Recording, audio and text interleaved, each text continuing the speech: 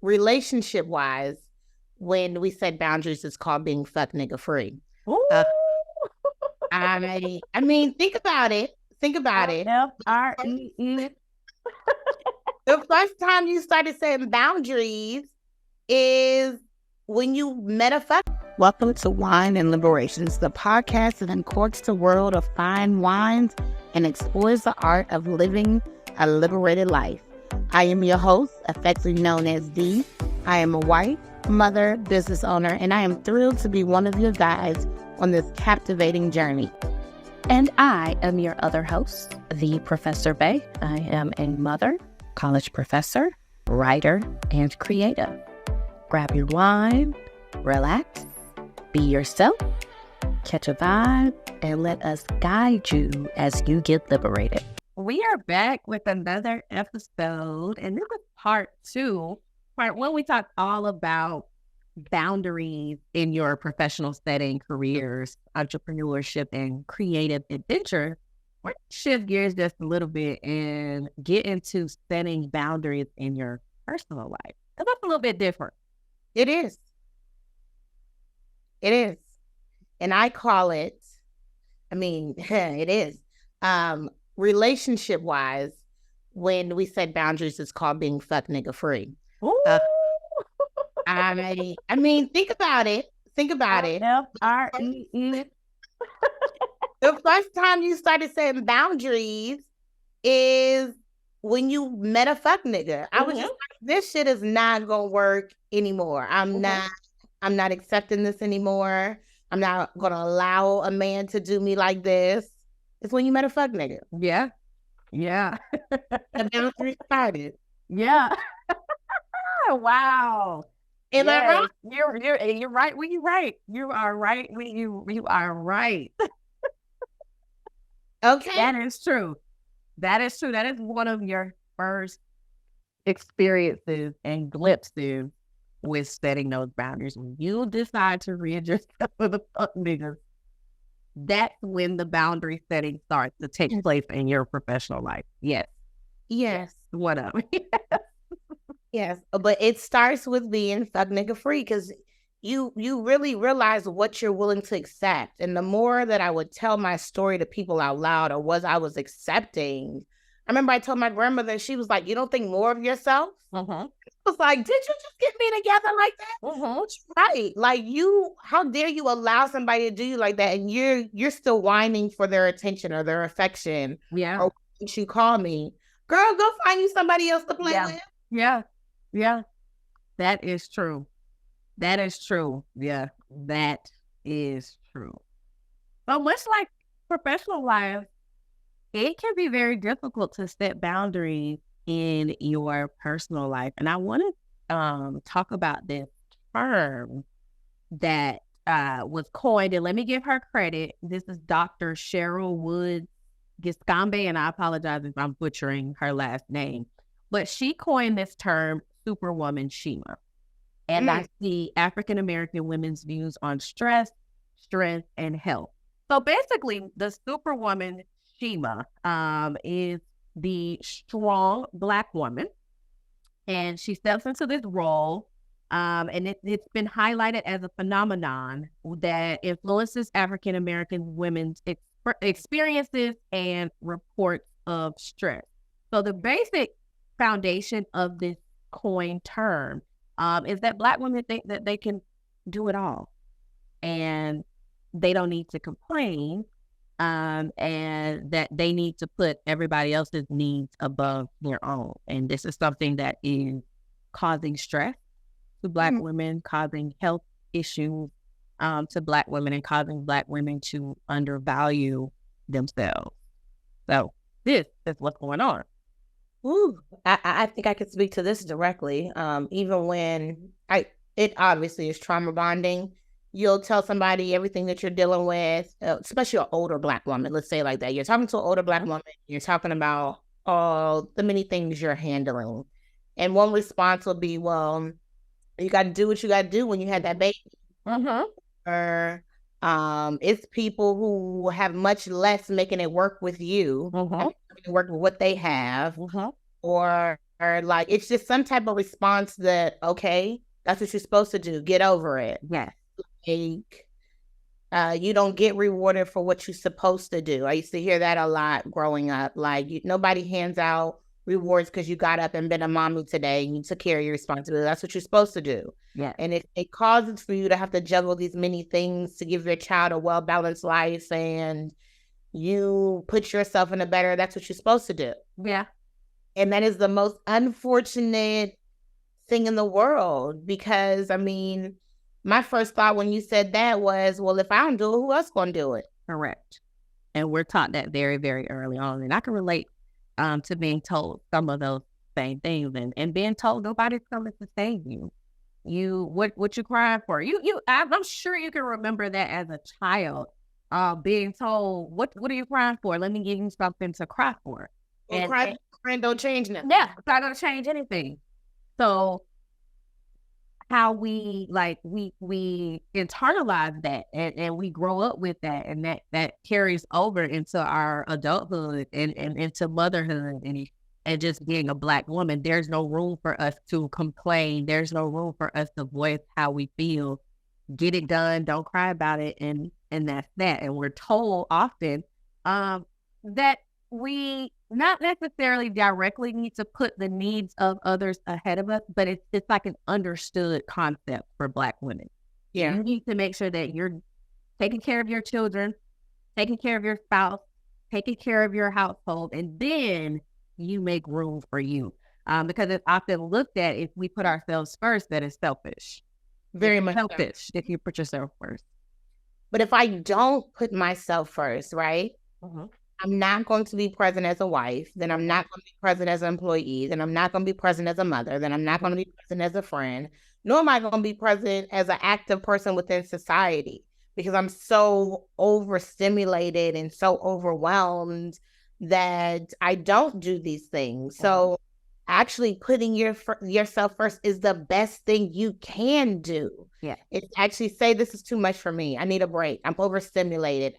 I feel like I have anxiety coming on. I will say out loud in a minute, I'm overwhelmed. I'm stimulated. Like I feel anxious. I don't know why I feel anxious, but I literally have to I have to speak it out loud, because once my mind and my body hear that I am aware that I feel like this, I can feel myself start to calm down. Like, oh, I feel anxious. Just take a minute. Have you always feel like that, or is that something that you had to learn how to do and incorporate? I had to learn it. Okay. Was there something that made you, was there like an experience or incident that happened that made you say, okay, this stops here. It's time for me to That's a great question. Put those boundaries in place and start looking out for myself? I was diagnosed with celiacs in 2012. Oh my goodness, it's been that long ago. And one thing with celiacs is it's stress induced. So if you are stressed, your body instantly goes in a flight or fight response. So on top of having the sickness and being allergic to gluten and certain wheat preservatives, I can put myself into an active flare by being stressed. And then it starts to hurt like your intestines. My grandmother is a colon cancer survivor. So I don't want to stress my body out to the fact that I start developing ulcers and fibroids and cancers. So I had to realize, in order to make myself healthy, I had to no longer stress myself. And so I started choosing boundaries of stress for my health. And that was like the best excuse that I had, that I'm not about to let you send me in an early grave because you're stressing me out. I'm going to choose stillness and peace. And that's when I started yoga and really started getting into my teas. But mine was a health scare. Okay. Anything for you? What started yours? Yeah. My grandmother, she was actually on her deathbed. She had end-stage renal failure. And she was on her deathbed, and she had a conversation with me because we were really close. And so she told me, she said, don't do what I did. She got kidney failure as a result of high blood pressure that went unchecked. So her blood pressure was high for years. And she would get these headaches, and she would just take, BCs and take goodies and just take Tylenol and just lay down. And what was happening was she was so busy helping everybody else and being there for everybody else and putting herself last that she went years and years and years with this unchecked high blood pressure. And as a result, it affected her kidneys, which ultimately is the reason why she died. So she told me on her deathbed, please do not do what I did. Look at me as an example. Make sure you're putting yourself first. Make sure she didn't say boundaries because that term wasn't familiar back then, but that's basically what she was saying. But All since those loud, she's taking care of herself. Yes, she would still be here. Yes. Her exact words, I would not be in this position had I taken care of myself and had I told people no and told myself yes. So those two terms have been a part of my life since having that conversation with my grandma. I was the last person she talked to, so before she left. So I always think about the effects of how no to others and yes to yourself can put those boundaries in place and just change your life. I read in a book, that's my favorite sentence. I read in a book, no is a complete sentence. Yes. When I tell you, baby, that thing changed my life, that thing, no has a period behind it. That is a complete sentence. That does not need justification. That does not need any detail. There is nothing you need to add to that. No. Yeah. No. How do you get comfortable with telling people no? So for people out there, particularly the Black women that are struggling with personal boundaries, setting boundaries with their family, setting boundaries with their friends, setting boundaries with their children, how do you get comfortable with saying no? Because I know for me, when I first started saying no, it was something that was very uncomfortable and I felt bad for telling people no. So how did you get comfortable with using no as a complete sentence? So I still take the chicken way out. I don't really even say no. I just say, hey, I have a lot going on. I don't think I'm gonna be able to make that happen, or I don't really think it's going to be possible for me to complete that by the time you want it.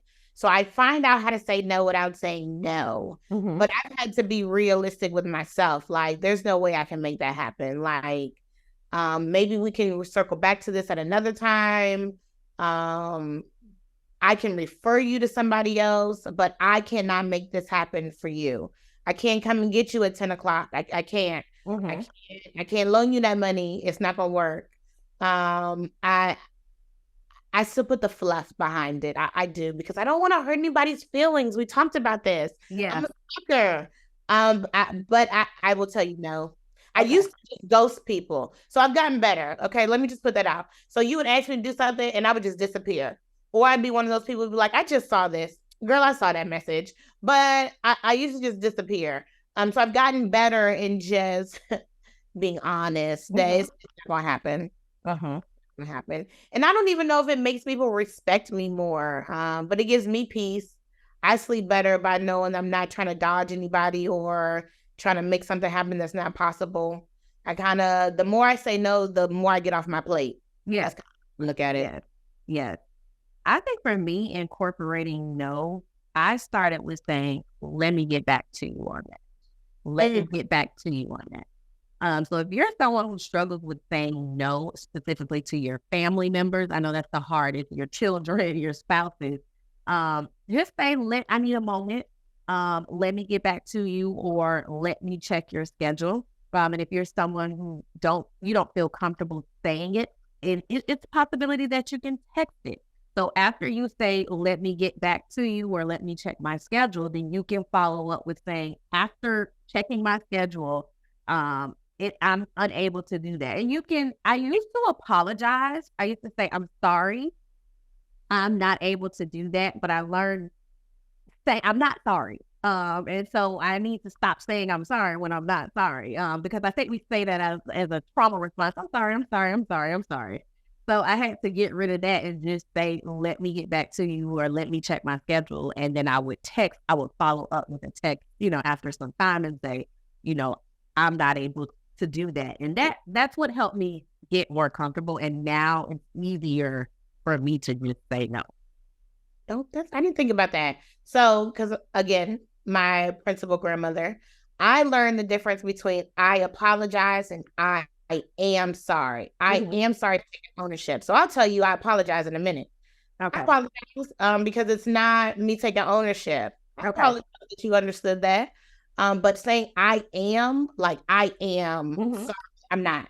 I'm Yeah. not. Yeah. I apologize though. Yeah. Yeah. Get Yeah. that That's true. to apologize to you. Like Yeah. I apologize, but I am not sorry. I'm not Yeah. sorry. Yeah. Oh, that's very true. I guess I need to start saying that.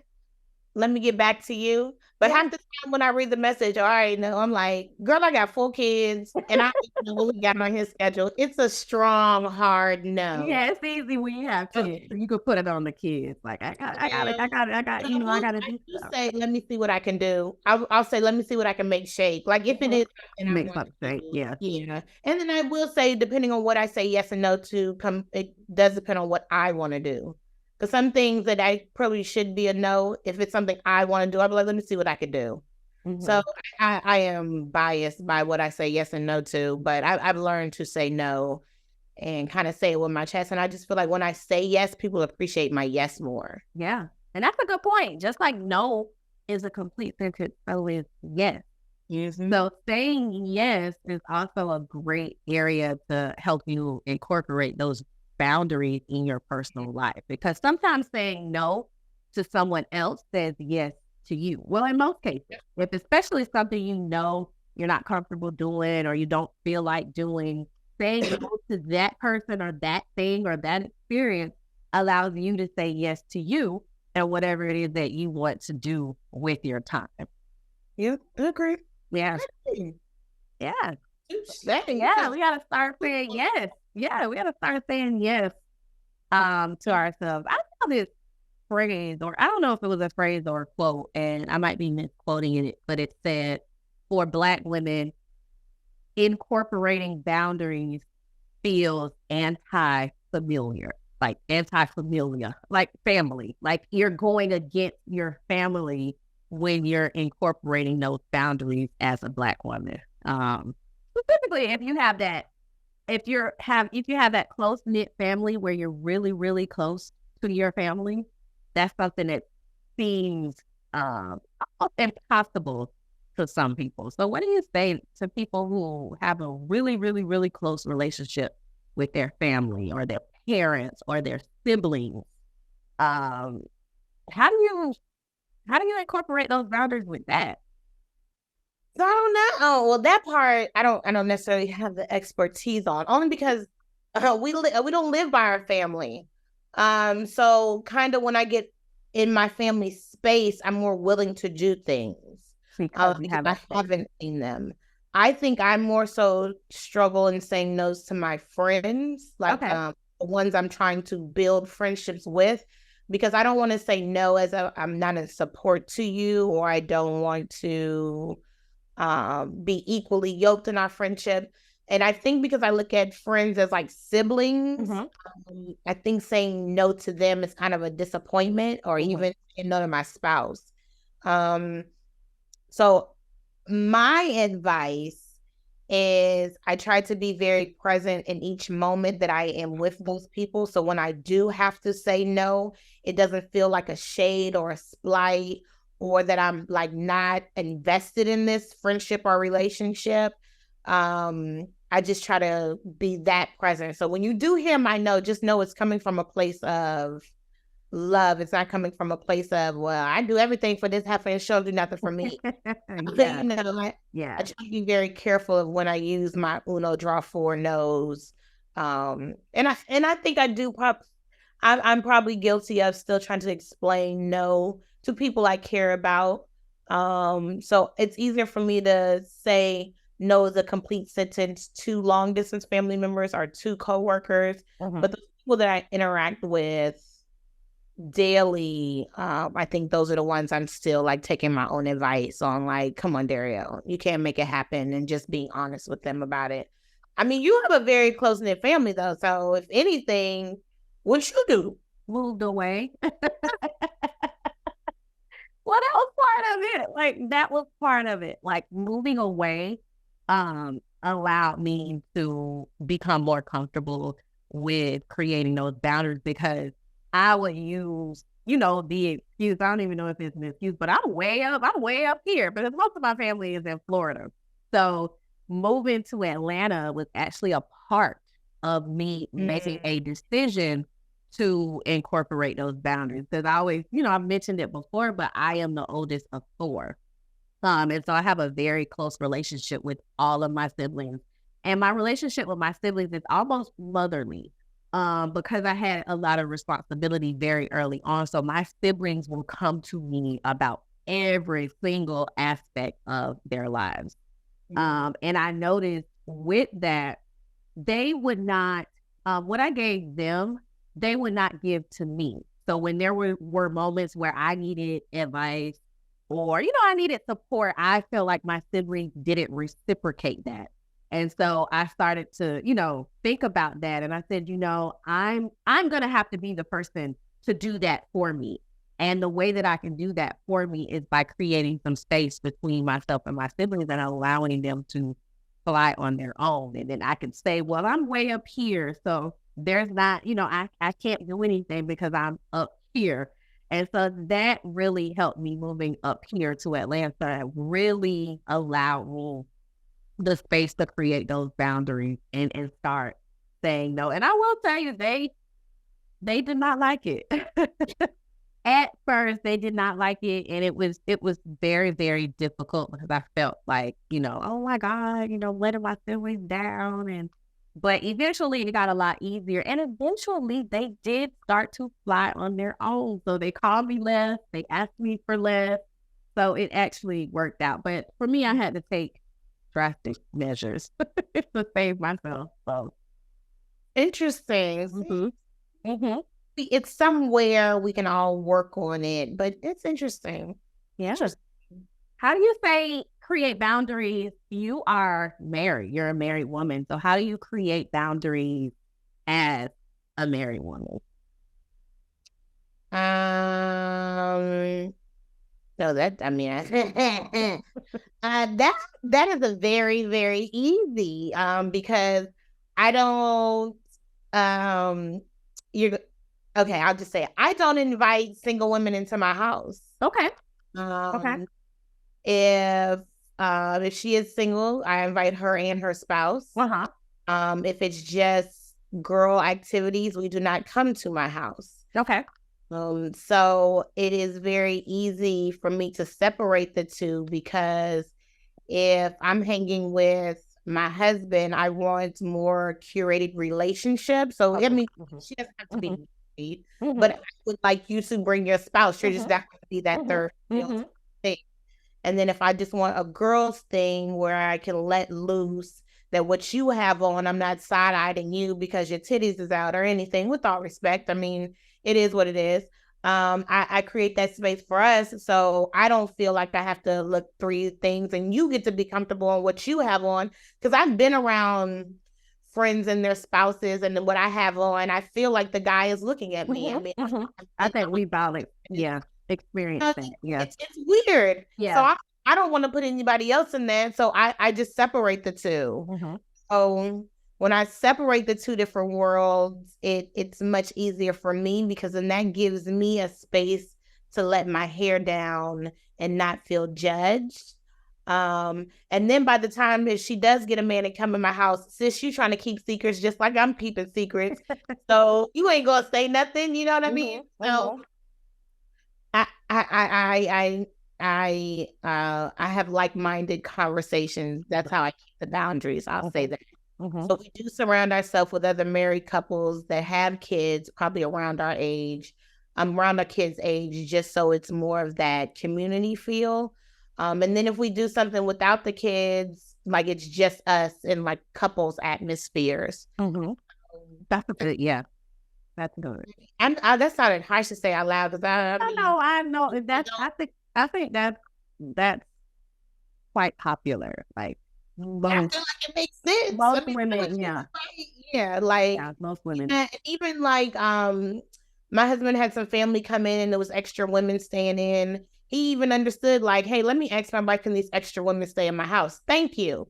Like I need you to understand. Like any coot cat just not walking in here. Yeah. Okay, I need Yeah. y'all to know this is my castle. Like Yeah. I run this. So So communicating. anything Yeah. Communicating with your spouse. Yeah. Yeah. Yeah. Yeah. Mhm. Clear communication. Yeah.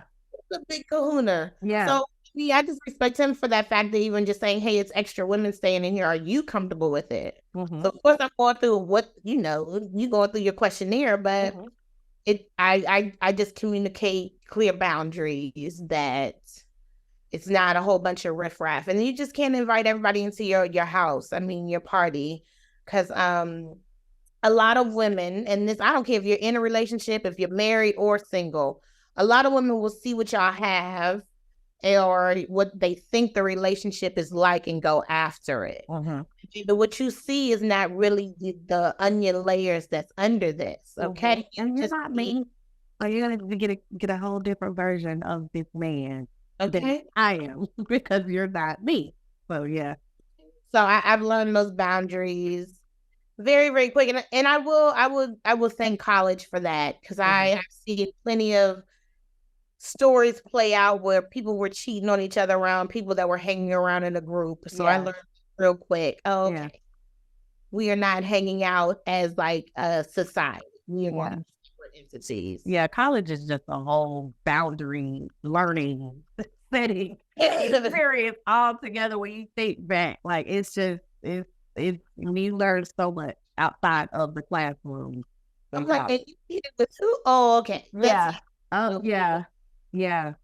So how do you set your boundaries?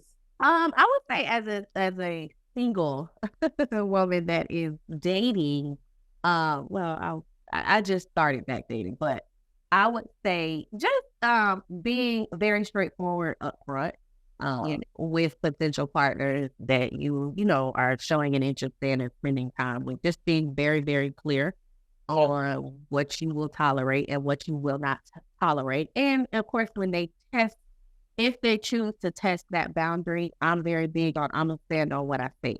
Yep. Even if that means I have to get rid of you. And so I'm just very clear. I'm very communicative. I'm very upfront about my non-negotiables, what I will tolerate, what I will not. And again, I stand on it and I make them stand on their actions. So that has been very, very, I would say helpful for me in the dating experience. It has helped me avoid situations. And I'm not going to say I haven't gotten into situations because I've allowed that push on some of my boundaries. And when it all unfolds, I'm like, but you already knew that. You already knew that and you allowed that. So yeah, I very, very, Well, being married, because I still have my boundaries. And I think even being married, it still gets pushed. And you like, damn, like, am I going to push back to stand on it? And I think it's harder the longer the relationship. Yeah. Is to be firm on your boundaries. Yeah. Because you do end up bending on some things because you're like, and then I'm like, nah. Yeah. I told you this with my chest out 10 years ago, and I still mean that. Like, once you're going to treat me like this, this is what I'm demanding. And I think that even when I was single, the more boundaries I had, the better my dating life was. One of my famous phrases was, if all you offering is dick and something to eat, like you can go. Yeah. That was a clear communicative boundaries that I let know. Like if all you offering is penis, it's 10,000 dicks around here. Yeah. You can get one in every corner. Yeah. Don't text my phone what you doing. Yeah. To offer dick. Like yeah. Back. That's all you offering.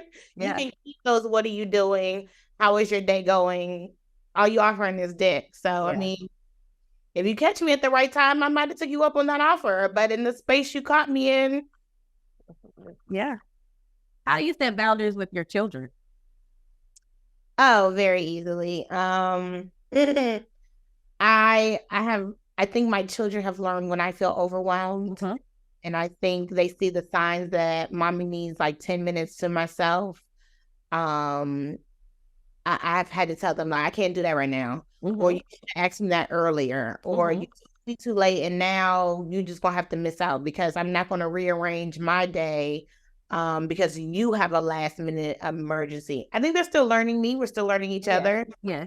But my oldest, the 16-year-old, will catch it faster. He'll be like, "Give mommy a minute." He'll be like, "Hey, mommy, let me get Sage for a minute, and you go take a bath." And I just be like, "I don't even know how you're a saving grace."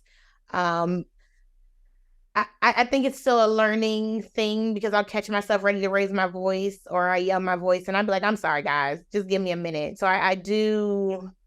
We're still going through the warning trigger signs, and I'm like, okay, that was just the last edge.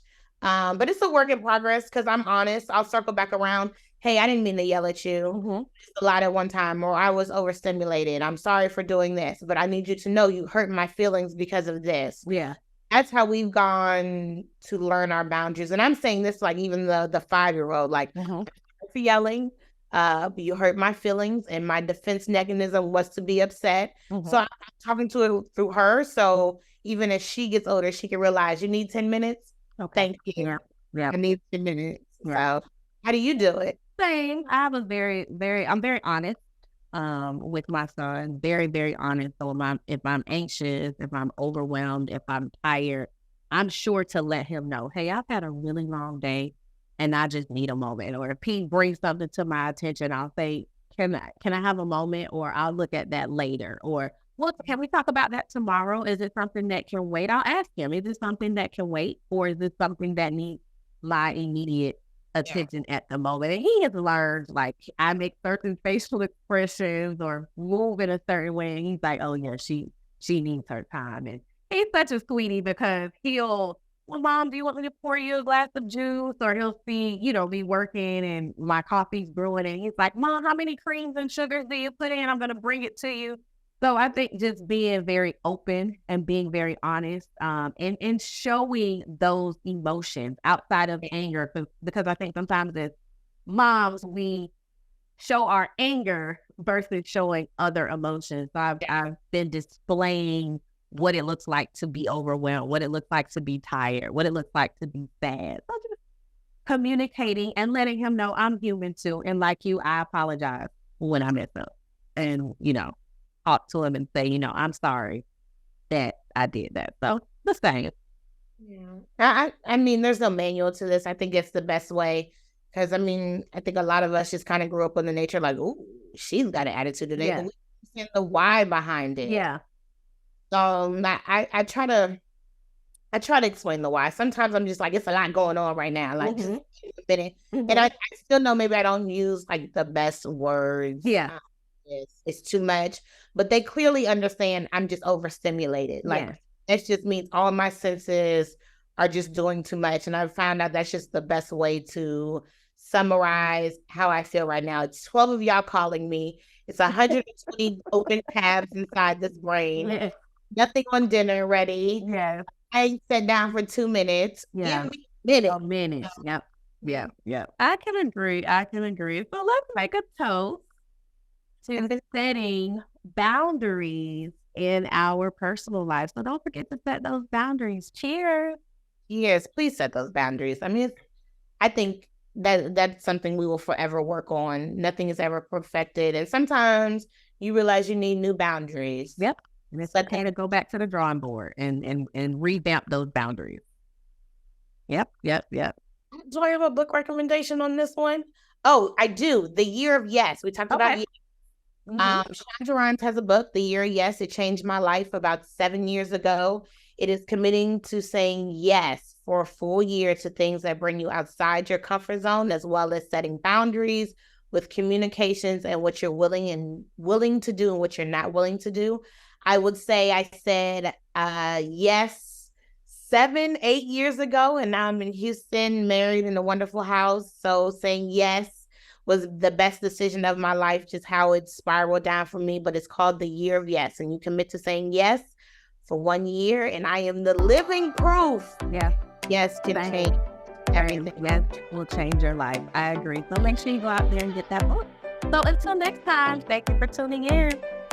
Guys.